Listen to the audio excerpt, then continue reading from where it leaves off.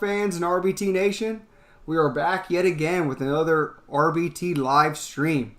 And today we are very, very happy we got a whole bunch of more new Buccaneers and we get to talk about it, Plus and I. So Plus, I'll give you the first rundown. What do you think of this draft and are you happy with what we came away with?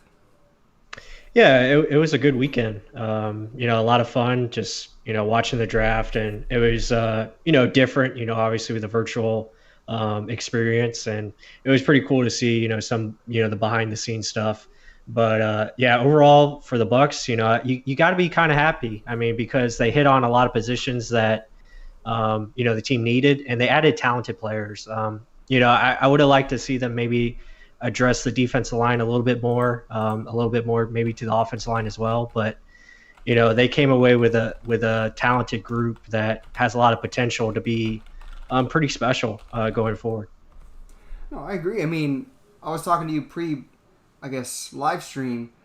We could possibly have 3 or 4 starters at the end of this. I mean, You're going to say Tristan Wirfs starter, Antoine Winfield starter, Tyler Johnson could potentially be the slot receiver.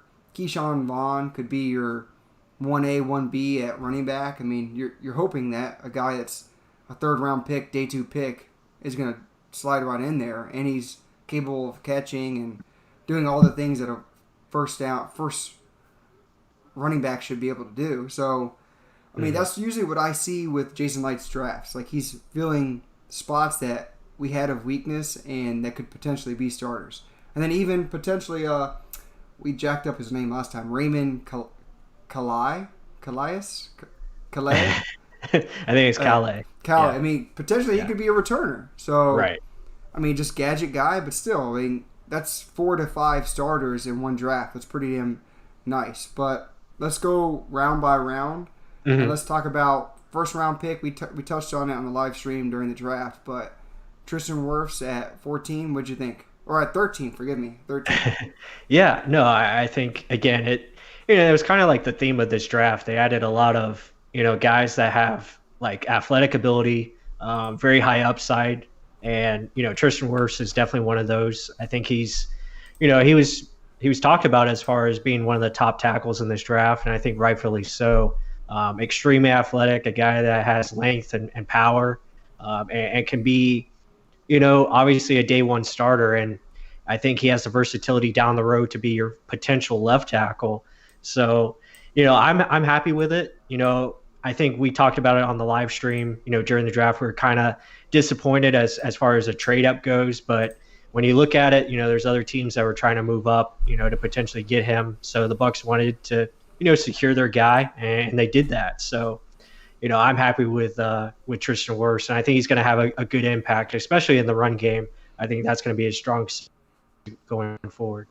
I think that's the biggest point you just touched on there, like his effect on the running game. I mean, I don't think that the Bucs are going to succumb to what all Bucs Nation wanted, where we're going to be a running team just because Derrick Henry did it for the Titans and the 49ers ran their way to the Super Bowl, but guess what? They lost to a passing team in the Chiefs. So we're going to stick to what we do best, but we're going to be able to run the ball better. And I think we're going to run towards his side a lot more and have Marpet roll over and just slide over to help. I mean, I think we're going to be able to run early.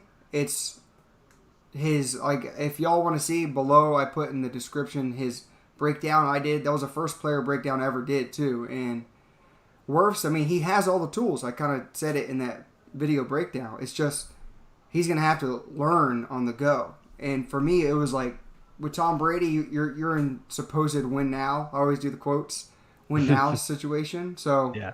I just thought a more win now move would be fixing the defense or getting a guy that at right tackle that's ready now, like Jedrick Wills. So, but like you said, they're playing for the future, and Wirfs has every little intangible, every athletic ability, every size, strength that you want in a left tackle, eventual left tackle. So why not take the guy and have him learn at right tackle, ease him into where our future is supposed to be? And right now, I mean, the line is set. Let that competition happen between him and Haig, and let's see who wins out, right? I mean, it's not given to Wirfs, but pretty much is, right? Yeah, I mean, you look at his draft status, you would think he's going to be the starting right tackle, and I look at it this way, they're gonna coach him up, and I think it's kind of similar. I talked about it on the live stream. I think it's kind of similar to the Devin White selection. Devin White had tremendous athletic ability, tremendous potential. It was just about speeding up his mental processing and getting his technique right, and he showed that throughout the year, and he continued to get better and better. And I think that's going to be the same with Tristan. I think he's going to be able to learn on the fly, like you said, but I think he's going to continue to improve his technique. And, with coaching, I think he's just going to continue to improve. And, they're going to utilize him, like we said, in the run game, also in the screen game. And his ability to get out in space, I think, is very important. And now you have versatility where you can run left or right, whether it be to Donovan Smith or to, Tristan Wirfs. And, that's going to make a big difference. And, not to mention the fact you have, OJ Howard and Gronkowski as your two main tight ends now as far as blocking, that's going to make a big difference as well. That's insane. Yeah, it's pretty crazy. Yeah, I mean, everyone was probably waiting for OJ to get traded based on us getting Gronkowski, but I mean, still, think about what the hell we just have now. Like, what do we... Offensive weaponry, like, we're loaded. I can just only imagine teams thinking... Oh, OJ is just an athlete, but now you have Gronkowski and OJ. Mm-hmm. Which one do you cover? Not to mention our monsters on the outside. So, right. God, it's funny to think about. Awesome to just let there be able to be fans in the stadiums to see this. That's all I'm going to say. Mm-hmm. But let's go on. So keep going on to down the list. So Tristan Wirfs, Big Ten Offensive Lineman of the Year. I thought that was cool. So we got one of the best offensive linemen there. Yeah. Antoine Winfield, next pick, second round, 45th overall. Out of Minnesota. Everyone knows his dad, Antoine Winfield. Played with, Minnesota and the Bills, I believe it was. Mm-hmm. Big Ten DB of the Year, 7 interceptions. So, yeah. I mean, everyone knows or I'm hoping everyone knows, Justin Evans with his injury history, and we don't know if he's coming back or not. So, I'm pretty sure this is solidifying. We don't want to know if it's up in the air. We want to know what the hell we have right now. And Antoine Winfield, big, heady player, already ahead of the curve because his dad played in the league. Mm-hmm. What is your rundown on Antoine Winfield? Yeah, I mean, just to break it down as far as that night I was watching the draft, and I think I was texting with you, and we were kind of thinking, oh, they're going to take a running back here. Maybe it's J.K. Dobbins, maybe it's Cam Akers, or maybe they go in a different direction and go defensive line or offensive line. But, when Antoine Winfield came up, I mean, my smile got so big. Like, I was beyond ecstatic because Winfield is probably like a top 30 player in this draft class. And to get him at 45, and not only do you add to, a pretty good group, a pretty good safety group already with, Mike Edwards and Jordan Whitehead. But the Bucs really didn't have a safety like this guy in Winfield where, he could play the deep middle, he can play in the box.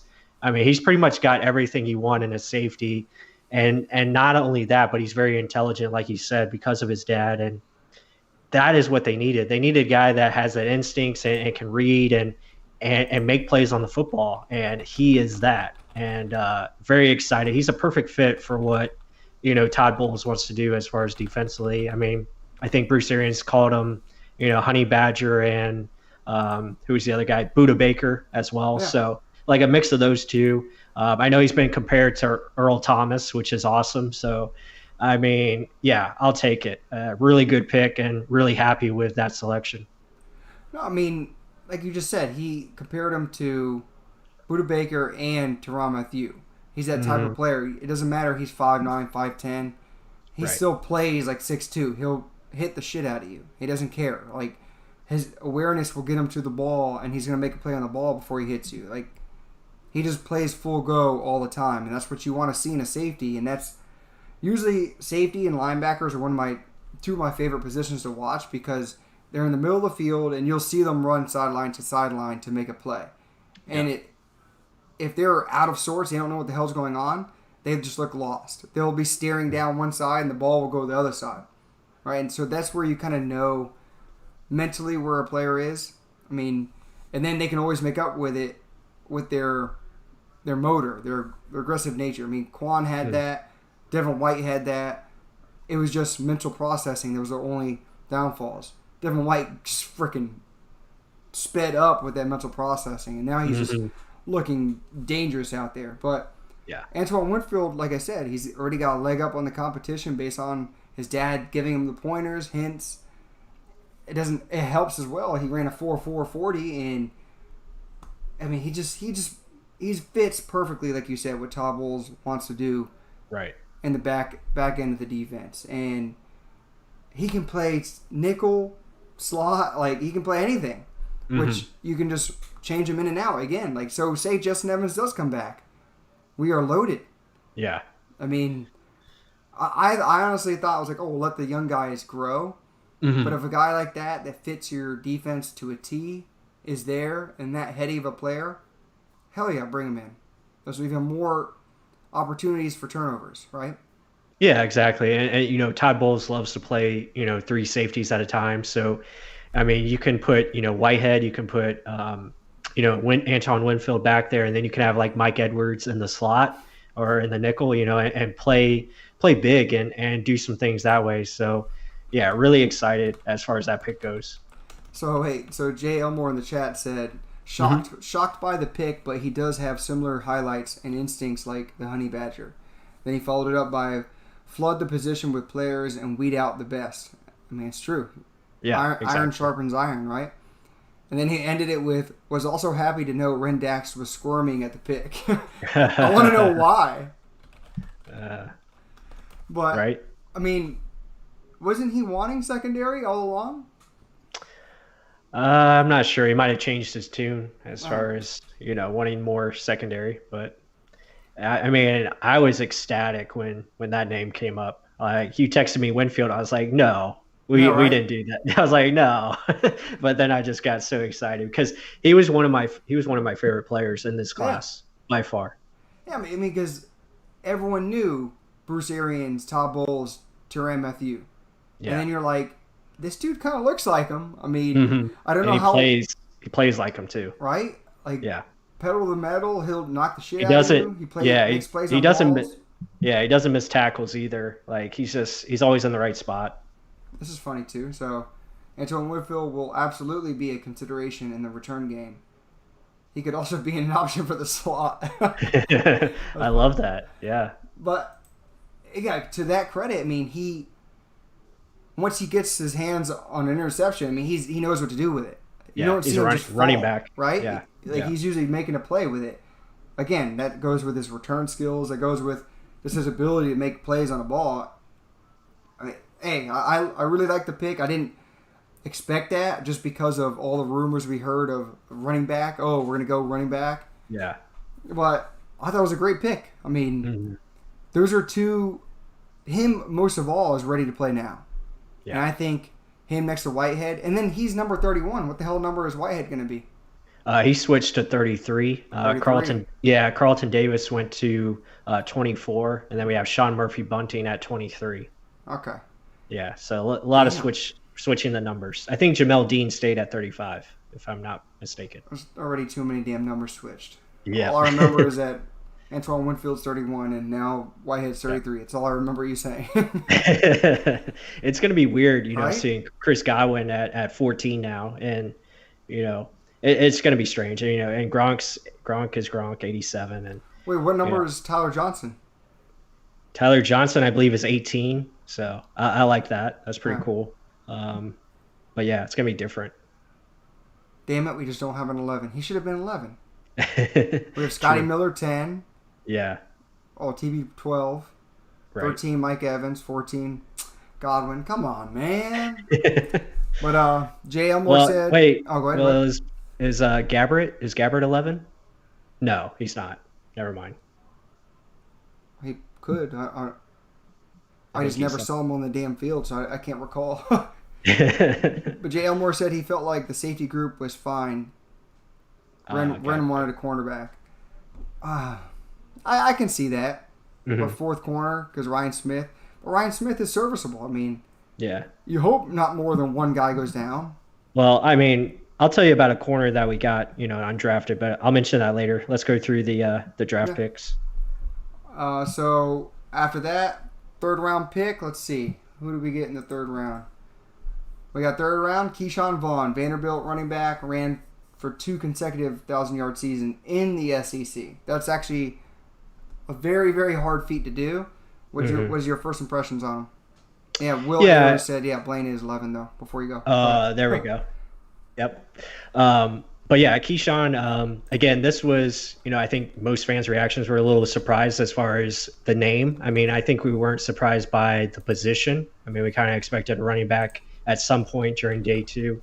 But, Keyshawn, when you look at the tape, I mean, and I was a fan of him, coming after 2018. He had a really good year and was really productive. Same thing as last year. But, when you look at the tape, I mean, he just does everything very well. And I think that's what we were looking for in a running back. He's not overly explosive, but when he gets the ball in space, like he can make things happen. And I like that. Very tough physical runner. Usually leans forward and gets extra yards. So I like it. He's a guy that can come in and help Rojo as well. So I think it shows confidence in Rojo. I think Rojo is going to be a bigger piece than we anticipate. And now you have Keyshawn who can do some things, and definitely an upgrade over, Dare or TJ Logan back there. Yeah, for me, Keyshawn Vaughn, I mean, everyone thought it was a high reach. And then Jason Light came out saying, okay, we value players differently from, the media and how they say a player should be ranked. And I agree with that sentiment to a certain degree. I mean, some things, I guess, you don't want as many negatives to go along with the positives. In that fashion, Keyshawn Vaughn just doesn't have a lot of negatives. He doesn't have a lot of great attributes. He just does a lot of things well. He doesn't do anything great. So I mean, and Willie Ayers says, I really like Vaughn's confidence. Yeah, he does talk well. I mean, talks the talk. So does Tyler Johnson. That's our next pick we're going to talk about. But I mean, to me, he blocks just good enough. He catches just good enough. He doesn't catch great like Clyde Edwards-Helaire, but hey, I mean, all you got to do is catch the ball, then do something with it. I mean, actually, I'll probably bring it up later, but he doesn't have breakaway speed, but he has just enough. I mean, he has enough to actually break it down the field. It's not going to burn anyone. So, but that compliment to go with Rojo, I mean, he already can do enough. He has that mentality like everyone's talking about in the chat. You don't really need greatness. His Vanderbilt line was terrible. Yeah, terrible. Really bad. And now we have a guy that can run, block on the right side and Wirfs. The whole other rest of the line is okay. I don't down that aspect of our line. I mean, they are actually very good. I'm not going to say very good. I'll say good because people are going to jump on our ass about it. But they are good enough to be able to produce 100-yard rushers every game, I would say.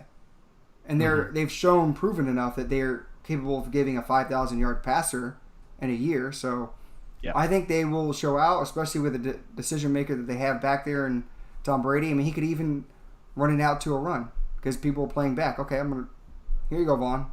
Pick up 5 yards for me. But it's just little things like that.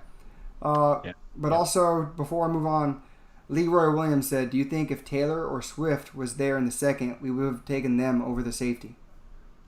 I think it could be possible. I know I'm pretty sure they had Taylor, ranked pretty highly. I know they liked him a lot. From, just going around everywhere, it seemed like he was the hot name for the Bucs. But, Winfield is a really good player, and, I don't think anyone can be mad at that pick. But, if Taylor was there, I think they might have selected him. And it makes sense because, we saw the Colts, trade up to go get him. So, and they were one pick before us to begin with. So I think they knew that the Bucs really liked Taylor, and, they went ahead and made the move for him. So you're saying who made the move for Taylor? The Colts. The Colts, they ended up trading up to 41, and they were only one pick ahead of us, to start. So, I think there was some logical sense there that, the Bucs really liked Taylor, but they ended up making the move. Yeah, I mean, you saw Peter Report putting them at number 14 picking Jonathan Taylor. Mm-hmm. I mean, I wouldn't have done that, hands down. But, I mean, if he was there in the second round, I do agree with Leroy Williams. We probably would have taken him. Mm-hmm. But that's the thing. So you get to play to your board. If the guy's not there, you're not risking to trade up. You already traded up in the first round for one damn pick up, which I think if y'all saw our live stream during the draft, we're like, why do we do that? One pick? I can understand the catch-22 aspect of it because we got jumped in the past when we almost took the Bills' right tackle, which is the big guy from Oklahoma. Yeah, Cody Ford. Yeah, Cody Ford. Yep. And we missed him by one damn selection. So maybe they were feeling that in the back of their mind, and they were like, no, we got to get our guy. Yeah. So I can understand it in that aspect. Mm-hmm. It's just like John Lynch just knows what the hell to say to make people just give away picks, though. It's just funny. Yeah, right? he did a great job. They had a great draft. Yeah, and the Bears are still crying to this day. Yeah, that's true.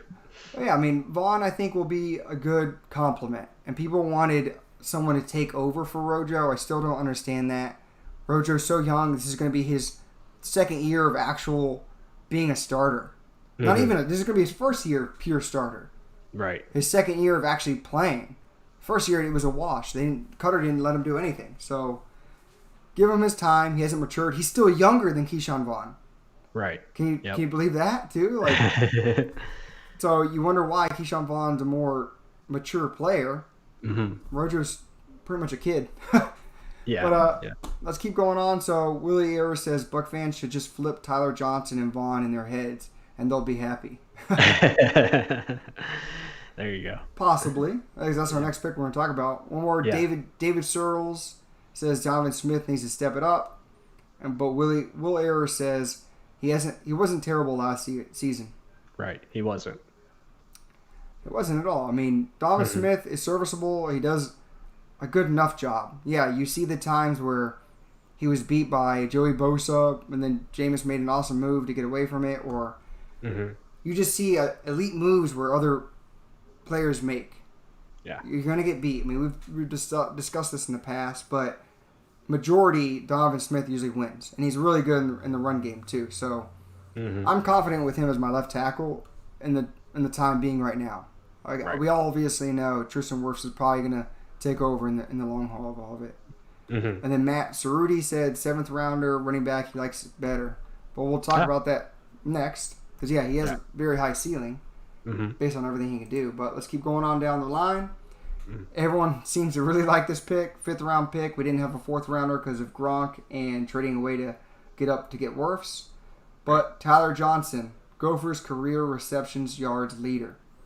Yeah. So, I mean, a stud. Break it down. Yeah, I mean, that's all I gotta say. He's a stud. Like, this guy is like, I mean, he's just dominant in the slot. You look at his stats there. I think 1,000 of those yards came from the slot position. Yeah. So, like, he just understands football. He was a quarterback in high school, and he understands how to read defenses. He knows how to get open. Very savvy player, confident, can make tremendous catches. Knows how to control his body. I mean, we've all seen the one-handed catch that he had in the back of the end zone. Like, it's just crazy what he can do. I remember watching him, last year in that bowl game against, I think was it Auburn? Yeah, Auburn. I mean, he took over. Like, he dominated, and just really good player. And to get him in the 5th round is like, I mean, it's just tremendous. Like, I'm getting stoked just talking about it because the kind of upside that he has, and now you put him in an offense with Mike Evans on the outside and Chris Godwin, like, he's going to continue to do well. I mean, I think he's going to become one of Tom Brady's favorite targets because he's going to be open all the damn time. So it's going to be hard not to throw him the ball. So I'm really excited about this pick. And again, another leader, another guy that's just confident, and he's going to bring a lot to this team. And like how Tom Brady said, someone that's humble, that just wants to learn and just suck up everything knowledge-wise just so they can perform on the field. And I feel like that's how he is. That's how a majority of all of our players that we drafted are. Keyshawn Vaughn, Tristan Wirfs, Antoine Winfield, all these guys just want to win. They just want to be able to get in there and produce. And a lot of them, just because Tom Brady's our quarterback, they're like, I gotta do well. Yeah. Right? Yeah. Yeah, exactly. And one more thing I like to add. I mean, it's just, you know, and I think Tyler was available in the fifth because again, he's not as explosive. He's not real, he's not real fast. And this was a deep receiver class. You had a lot of guys that were, really good and deserved to be selected high. And Tyler was one of those, players. Again, I think with the process of him not having his pro day and not being able to, see him in person, I think that kind of hurt him as far as the process goes. But again, just a great value pick for the Buccaneers. Yeah, Will Ayers added Winfield and Johnson were captains at Minnesota. He's right. Yeah, exactly. I mean, they both vocal leaders, both very passionate players. I mean, for my breakdown of Tyler Johnson, obviously not the fastest receiver. They put him mainly in the slot all of last year. But biggest thing I see when I look at his stats, look at the touchdowns. 2 years in a row, 1,000 yards, 12 touchdowns. Last year, 1,300 yards, 13 touchdowns. Mm-hmm. So, I mean, you think of a guy, how the hell is he getting so many touchdowns? Is it just deep plays, or is it he's just really good in the red zone? And that's what he is. Like, I looked at it a little bit. We're going to break down all of the players in the future, don't worry, in the coming weeks. Mm-hmm. It takes time to do all these things. But he's not, because Matt Cerruti said Tampa's Edelman right there. I agree and don't agree to a certain extent. He's going to be in the slot like Edelman. I fully agree with that. I don't think he's as mobile as Edelman is. He's a willing blocker, yes. Is he going to be doing one of these where he runs an in and then immediately turns it into an out? What is that called? A rub route? Yeah. Yeah. I don't think he's going to be able to do that cleanly. Like Adam Humphries used to do it really well. I think Scotty Miller can do that better than he can, but this dude just knows how to run routes crisp. But if it's making you think I'm going to go one way with a little head shake, fake, and then he just goes. And that cut is lightning quick, and that's what gets him to where he needs to be. He's not great with change of direction. He's just great at deception and then planting and going. And that's where, in the slot, you have to be deceptive. You have to make an immediate, quick move to get open. Because you're usually like, I got to make a quick move to get this first down or get a quick conversion. And I think he brings that big time. I mean, let me bring this quick clip up right here. JC Cornell posted this on Twitter. So check him out right here on the top of the screen. Quick little swoop, quick twitch, nice little play. I mean, just things like that is what he can bring. But in the slot, I mean, you're usually going to go against a safety or, dare I say, a linebacker. He can eat against all those. I mean, he's not being asked to be a 1 or a 2, considering all the damn weapons we have. So I really, really like the damn pick, considering that all he did play was the slot. Not enough nice things I can say about the guy. Plus his will, his drive. I'm looking really forward to seeing him compete for our slot position, because I think Scotty Miller's going to have a chance at that too. Yeah, Willie Ayers said Scotty Miller equals Edelman. Watson getting cut, I think. Yeah, I mean, just to wrap up Tyler Johnson, all I'll say is it's going to be very nice. It's going to look really good. Real nice. Yeah, real nice. Yeah, but good pickup. And then Bruce Arians was just salivating over him. But he was talking about him watching the Auburn game with his son. Just saying, well, I need to get that guy. That's the stuff you want to see. A coach really wants that type of guy, right? Keep going on. We're going to go now. 6th round. Khalil Davis, Nebraska defensive tackle. And he had 8 sacks in 2019 from the defensive tackle position. Give me your initial rundown. What do you think?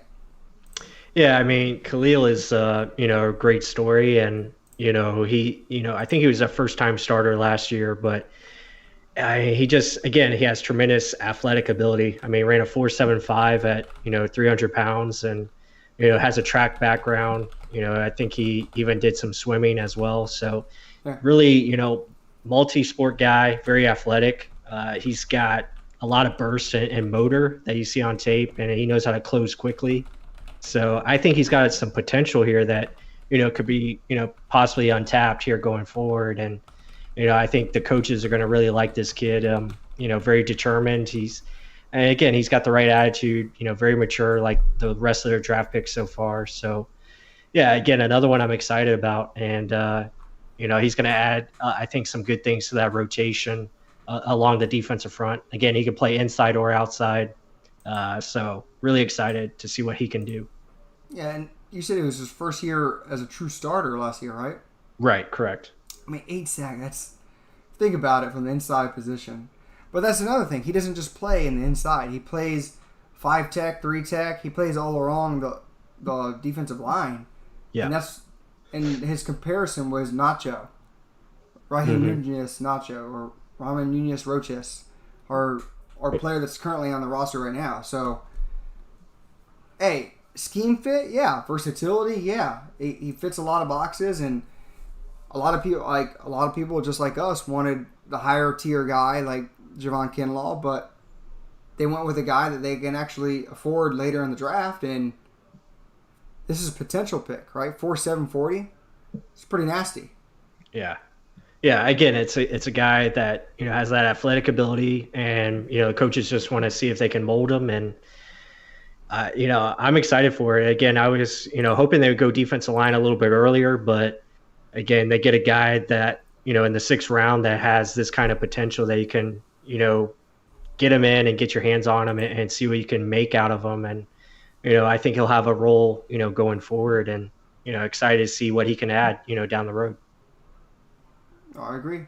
So moving down the line, let's go down to Chapelle Russell. I honestly, before this, I had no clue anything about him. 7th round pick, Temple linebacker, Temple comeback player of the year. Thoughts? Yeah, same. I mean, when his name popped up, I was like, who? So I was like, who's this guy? And then I looked deeper into it, and again, you see the torn ACL. His first 2 seasons. And then, the last 2 years, he's been, kind of lights out for Temple. And he plays a very similar defense to a Todd Bowles scheme. So, I think it makes sense. They play that like 4-2-5, kind of defense. And that's what the Bucs play a lot of. So he's going to be a guy that I think can add special teams value. He's very athletic again. I think he ran under a 4.7.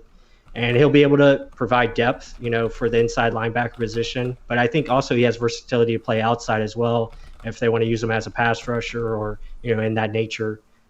So, again, he's a sideline-to-sideline guy that can make plays. And I think he'll help, this year mainly on special teams. And I think he'll be a boost to, the linebacker group because you really don't know what you have in, Jack Sitchie because of his injuries.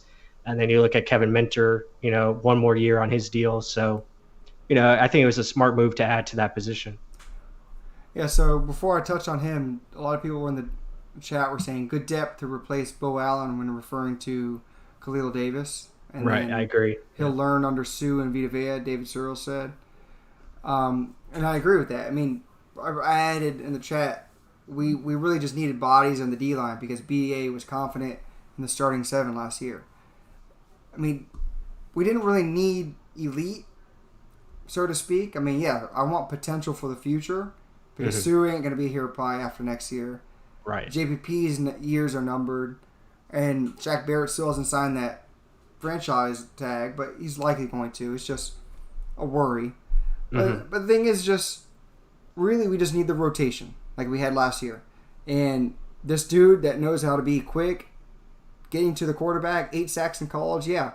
Get him in a rotation. Let him learn on the go, like these guys are saying. Sue and Vita Vea will teach him. And once Sue and Vita Vea are knocking into people, 340, 330, you're knocking into them. And then you get this fast, quick twitch guy, runs a 4.7 right through. Oops. I went to go grab a big body. I got slipped under by a faster guy. Now I don't know what the hell to do. Right? Yeah. So these are, put them in on rushing downs. 3rd and longs. Like, this is the madness this Bucs defense can unleash onto other offenses.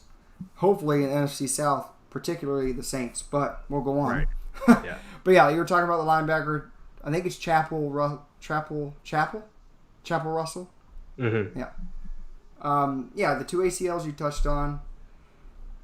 Someone in here said, hope he ends up like Quan, has to dye his hair red first. There you go. I agree. The dude plays downhill. He's fast. Just wants to deliver a hit. You touched on he's probably going to be a special teams player. 100% that's where he's going to make the team. He's not going to be starting. I mean, Lavonte David and Devin White, he ain't going to be on that. So Yeah. I think he's a typical player that you need to have to be on your special teams, to be that bottom of the roster that can push the top. And I like the makeup of the player. Let's see if he can actually make the team, because this is actually a deep team now. Like we're touching all these starters. It's going to be hard for people to stay on this roster now. Like, people are going to be taking guys from the bottom of our roster that could be potentially like starters or big role players in other teams, right? Yeah. Before we go on to the next couple questions, let's see. Matty SOP said Coward gave the Patriots an F grade for their offseason. Agreed? Yeah, I mean, it kind of seems like they're potentially tanking, for next year. Trevor Lawrence. Yeah, I mean, possibly that'd be the Patriots' way, but yeah, I mean, their draft was puzzling, to say the least. It was just different. Yeah, then Willie Ayers was the one saying that this Russell kid is the next Quan. Just remember this. He flies. He also said he can hit like a truck. Yeah, I touched on that. We got to pick up an outside linebacker, free agent, Clay Matthews, etc. That'd be a hell of an outside linebacker to pick up. And then David Searles said possibly a gunner for Chapel. Yeah, I agree. Yeah. Hey, J. Elmore, I'll touch on that after we go over the picks. He said, why would I bring up the Saints? Well, let's talk about our Buccaneers first, right? Yeah. Let's keep going on then. So we got one last one. Raymond Calais? Damn it, I said it wrong. It's Calais. Calais. Damn. Yeah. All right, so speed to burn, carried 7.8 yards per carry. Career? Wow. Yeah, I mean, he's just electric. Yeah, he's electric. I mean, Bruce Arians called him a joystick. And, I think they're going to try to utilize him in different ways. Obviously, him in the return game, I think, could be, special if he wins that job, which it seems like he could be the favorite. So, I mean, he's going to add some things to the offense. I think they can bring him in, just give him a couple carries here and there. And, I like what his potential could be. Again, he needs some coaching and some more experience, but he's got the juice for sure. Yeah, so my opinion on him, he's going to have to make it as either a gunner, a special teams ace, like returner, or he's going to have to beat out Dare or pretty much he's going to have to beat out TJ Logan for return specialty, but Dare for catching the ball. Right. He's going to have to get good at catching the ball quick because he has the speed. Obviously, he ran a 4.42 in the combine, but supposedly BA says he can run a 4.3. So he's got that. He's got sprinter's speed. He does have a little bit of can't make you miss ability. It's just, can he do that in the NFL level? He was doing it at a smaller school. Yeah. And that was Keyshawn Vaughn's big take. He's like, I've done this against the SEC. That's proof enough. Like, he was a leading rusher in the SEC. Think about that. Yeah, it's big time. That's over a lot of good blow. DeAndre Swift. That's over Clyde Edwards-Helaire. It's a lot. Yeah. J. Elmore said competition for TJ Logan. Yeah, competition, and like we were mentioning, iron sharpens iron, right? And then while we're at this point in this juncture in time, please, guys, help us out with some likes down below.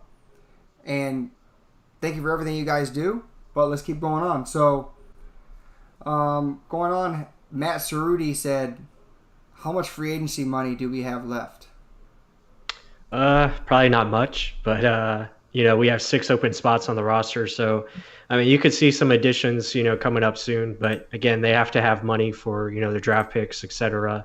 So probably not much to spend as far as free agents. Again, I think they'll probably maybe add a couple of veterans here or there if they can, get them for the right price as far as like veteran, minimum and stuff like that.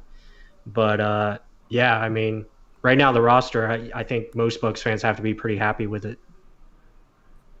Well, tell me about, you were saying about now we can sign guys and it doesn't count against the roster or something. What was that? Oh, that was for the comp, the comp pick formula. If you sign guys now, I mean, it doesn't affect your comp picks. And I don't think, I'm not sure if the Bucs are going to get any comp picks as far as this year. Maybe they will. I'm not sure. But yeah, I mean, it's not going to affect him as far as the comp pick goes now.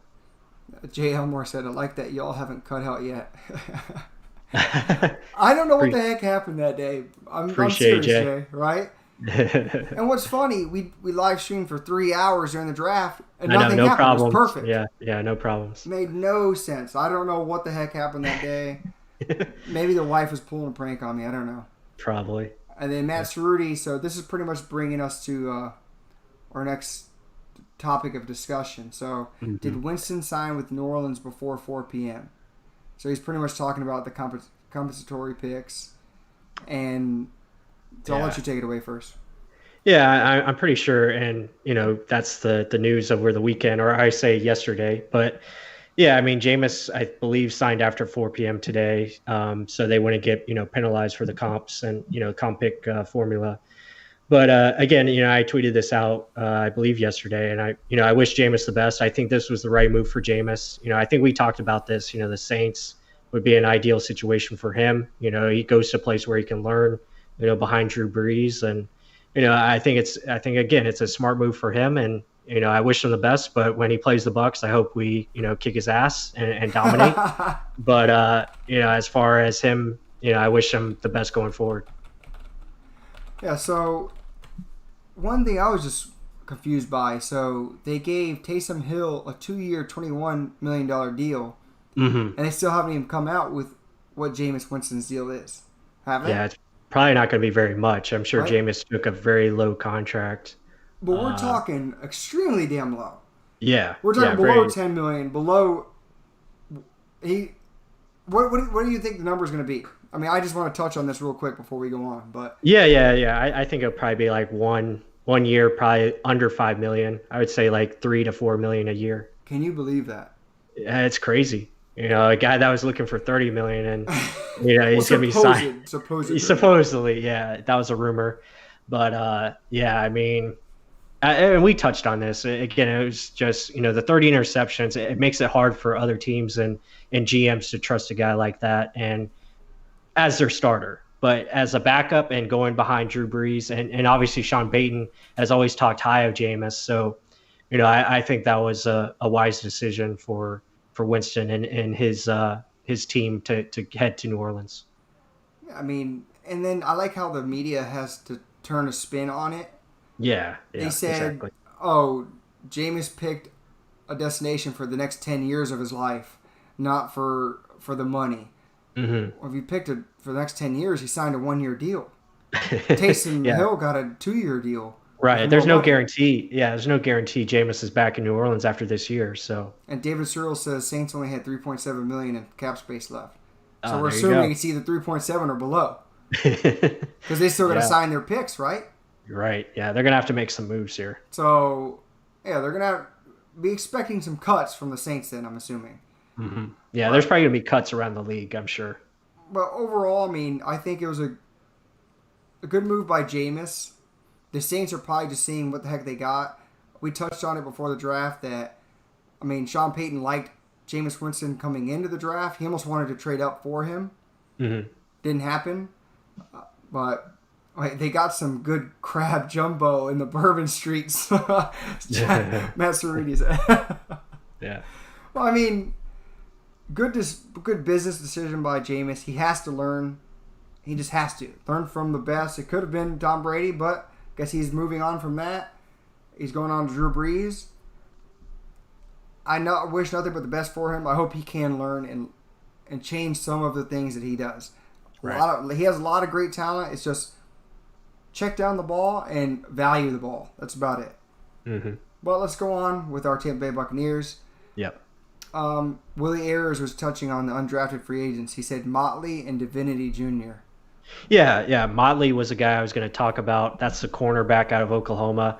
I think that's a terrific pickup for the Buccaneers. I think he could easily challenge, for that fourth or maybe fifth corner spot, and maybe push out a MJ Stewart or a Ryan Smith possibly. I mean, he's really good. A lot of high talented evaluators.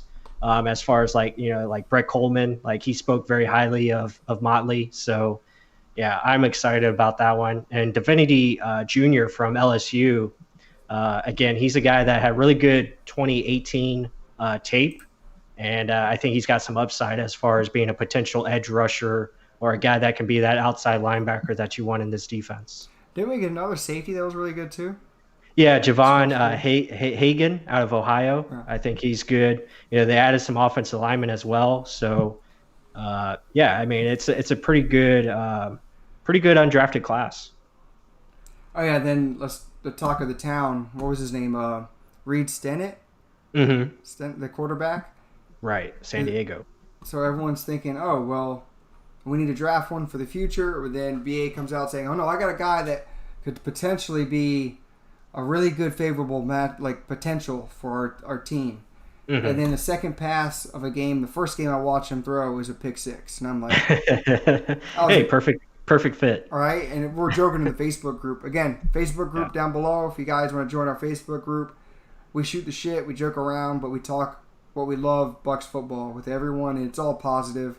Yeah. If you have an argument to bring it in, and we all talk maturely. It's not just bashing. And if someone talks bashing, they're going to get talked to too. So, yeah. I mean, it's a good group. So join that. But we're talking about how it's funny how, like, second pass is a pick six. And it's like, damn. I don't know what the potential is. Maybe we can coach that out of him. But right. Well, I mean, you look at the guy, right? Yeah, I mean, he's undrafted for a reason. But you look at the guy. I mean, he's got all the measurables you want: 6'4", 230. Pretty athletic for his size. He's got a good arm.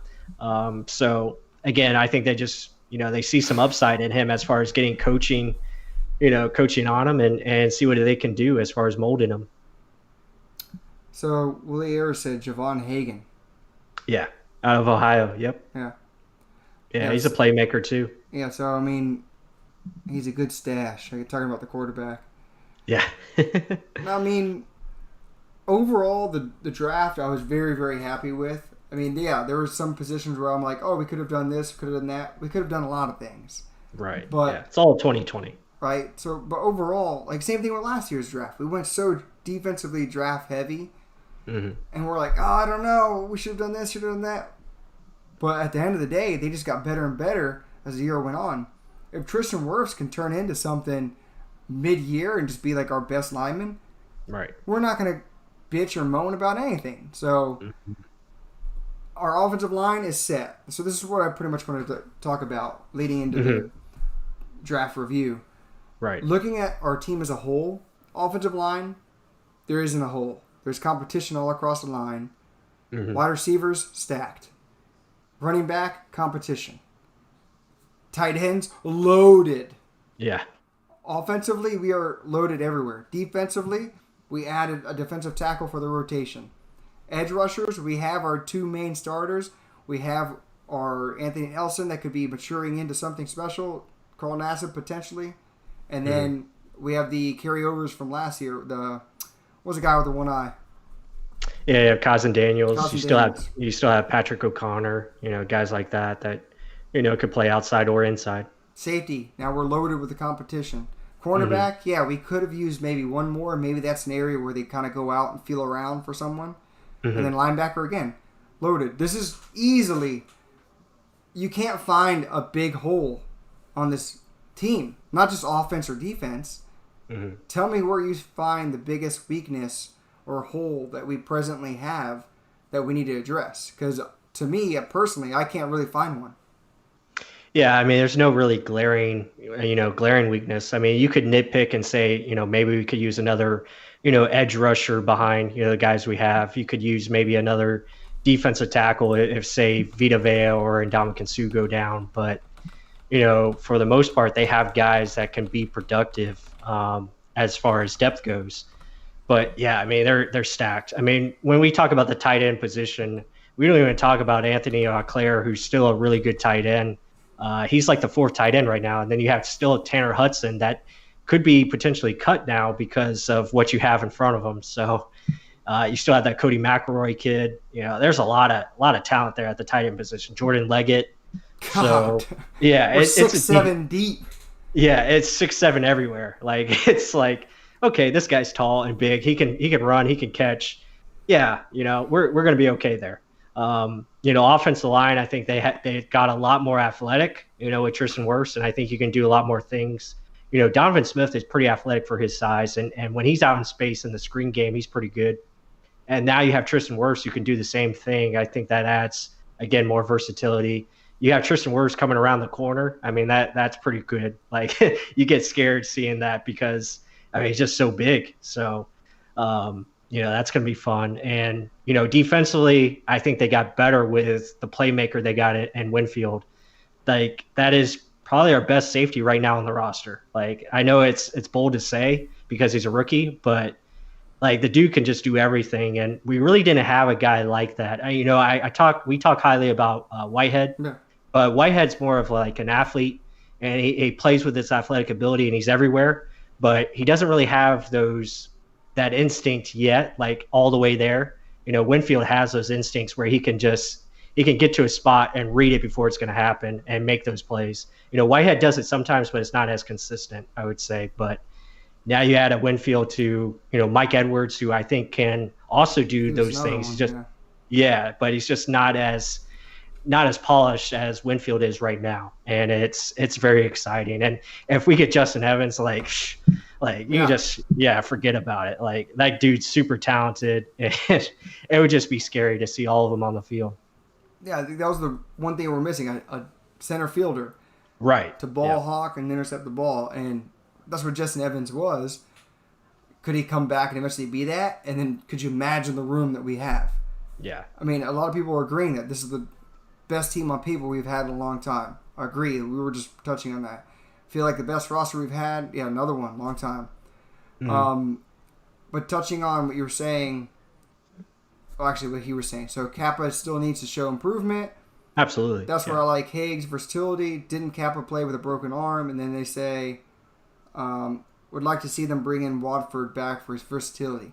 So, I mean, if you look at our offensive line overall, all of them play different positions. Ali Marpet has shown he can play left guard, center, right guard. Jensen can play either guard, center. Kappa can play right tackle, left guard, right guard. Wirfs came in right tackle, but he's eventually going to probably take over at left tackle, and everyone was saying he could probably be a great guard. Right.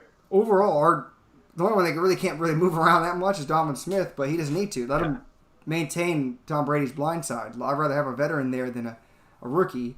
Mm-hmm. So, offensive line, I get what they're saying, but Joe Haig is competing with Wirfs. So if Wirfs lose out, you got Haig, who's been in the league, that knows, can coach up Wirfs, can push him, so a true winner of that right tackle will be there. Right guard, Kappa I'm confident with. I mean, if not, Joe Haig will probably be your starting right guard. Mm-hmm. That'll be another competition for him. So, I mean... Yeah, I agree with that. Go ahead. You wanted to touch on it? Yeah, no, I was just going to say, I think Joe Haig is a tremendous upgrade over Earl Watford. Yeah, so... And Haig can play, like you said, across the line and do a lot of things. And, I mean, he's really good in the run game. Again, he needs some work as far as pass protection. But, again, he's serviceable. He's very much like DeMar Dotson was, but he's even better than Dotson because he provides that run game effect as far as being able to push people back and also, get in the way and do some good things that way. So I like it. He's going to provide competition, like you said, to both Wirfs and Kappa. And I think Kappa is going to take that next step forward. You could see it last year where he was getting into a groove. Unfortunately, he hurt his arm, missed some time, and that kind of set him back a little bit. But once he came back, I mean, he was pretty dominant. I mean, I love, like he was saying, like Matt Cerrito was saying, best team on paper we've seen in a long time. It truly is. Yeah. One you touched on was defensive tackle. If Vita Vea goes down, I almost see if Vita Vea goes down, it's similar to like if Tom Brady went down. Yeah. He's kind of like our quarterback of the defense in that everyone behind him has so much of an easier job because Vita Vea is that good. Mm-hmm. And you can't really replace him. It doesn't matter if you put a big fat guy there, it's not going to do the exact same thing Vita Vea does. He's just that damn good of a player, which hopefully he gets the notoriety this year of how good he is. Mm-hmm. Based on the depth of our team, there's people not knowing who the hell to to block, who not to block. Like, Right. but yeah, if he goes down, yes, you could probably slide Sue over. Maybe Golson plays Sue position. God, Right. they got it's depth all over the place. And then you have a rotation of Davis, Anthony Nelson sliding inside, and Pat O'Connor sometimes inside. But Right. Still have Nacho as well. Nacho, so. I mean, God, Yeah. it's a deep team. Yeah, and Who again, don't we keep is the question. yeah, exactly. I mean, it is a deep roster, and again, now it comes down to, is this team going to be able to gel? Are we going to be able to, for the most part, you have a lot of guys back. We're just adding to it, and so you still have that good team chemistry. Most of the players know the offense already, the defense already. So, but now it's about, can we get everybody on the same page and really come together as a team and do the right things and, finish games and learn and know how to win, know how to close. And obviously that's why we brought in Tom Brady. That's why we brought in Gronkowski, et cetera. So hopefully everything can come together. We can have some OTAs hopefully down the road here soon and get into training camp as well and start the season on time. Yeah, that's the biggest thing. Start the season on time. Right. So with that, last year we said the defense would get better over time. We were scared about the defense. And that the offense should be clicking. This year it should be the opposite. The defense is in whole altogether. We just lost Carl Nassib. That's about it. Yep. Other than that, everyone is together. The potential is even higher. The consistency and the just awareness of everyone around you should be even better. The offense has a whole new signal caller. Yes, it's not going to be different as in the wide receivers don't know which option route to run. They will know. It's more the feeling of the quarterback and the relationship with the wide receiver, which will be building that chemistry. Yeah. So, I mean, that's really the only thing that we're going to have to get used to. But with the ability that they have, hell, let Brady go to what he knows works, as in Gronkowski first, get him comfortable. Now we have a possibility of a run game. And then who the hell can't throw to Mike Evans, let's be honest. Exactly. And your offensive line is pretty much the same. Again, you're only replacing one starter. So, I mean, those four guys pretty much have chemistry down.